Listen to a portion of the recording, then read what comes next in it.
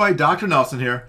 For this problem, the question says, what percentage of the rectangle is the triangle? Okay, so notice how we have a green rectangle. Inside the rectangle, there's a blue triangle. So the question is, what percentage of the entire rectangle consists of this blue triangle? So to solve this, we're going to use both percentages and area.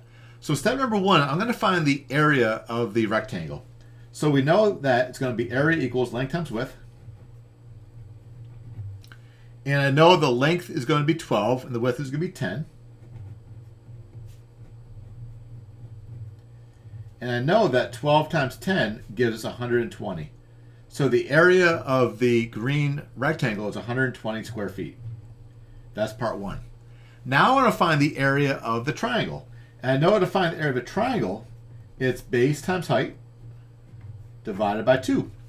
So when I plug in the values of the base and the height, so the base is 5, and the height of the triangle is 6, and I divide it by 2, well, I know that 5 times 6 gives us 30, and 30 divided by 2 gives us 15. So the area of the triangle would be 15 square feet. All right, so now we have the information that we need to figure out the percent. All right, so for this, I'm going to use the percent proportion,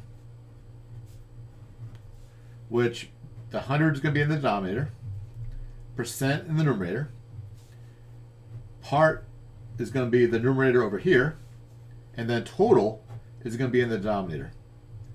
And I'm going to plug in what we know. All right, so I know, again, this is going to be 100. And because we're trying to solve, right, for the percentage, that's going to be the unknown. I'm going to call that n. Now, for this problem, the total area, right, is 120 square feet.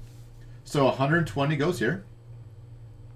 And the part, the blue triangle, right, this one is 15 square feet. All right, so now that we have our proportions set up, I know that the cross products are equal. So if I do 120 times n, I get 120 n. And 15 times 100 is 1500. And now to solve for n, I'm going to divide 1500 by 120.